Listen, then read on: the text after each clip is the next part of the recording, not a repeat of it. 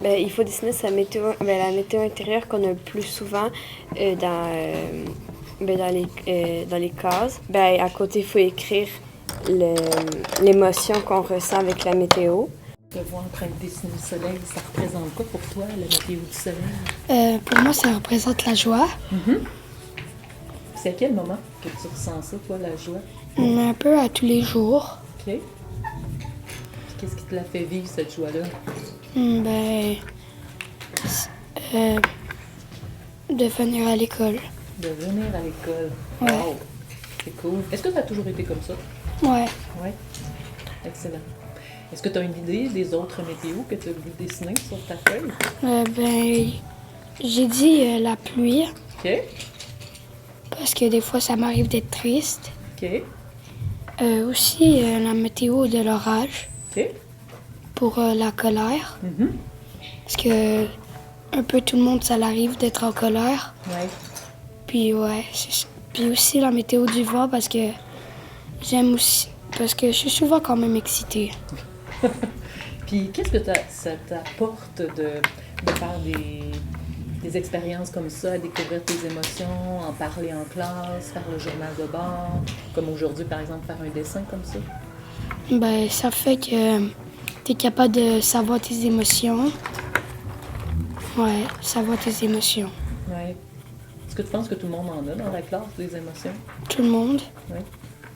Ouais. C'est naturel? Oui. Oui, hein? Une personne aussi sans émotion, c'est un peu bizarre.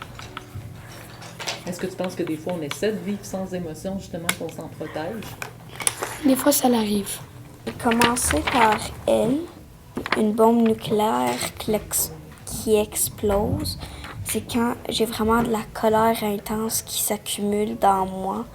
Puis comme la bombe, quand je ressens qu'il faut que j'explose, mais comme j'explose, mais comme quand c'est comme pas moi qui le décide. C'est comme mon corps, il décide lui-même quand moi j'explose. Puis est-ce que des fois ça t'amène à faire des gestes, des paroles, des choses que tu dis?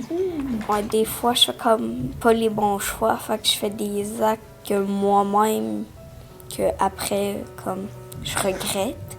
La deuxième, c'est le vide spatial.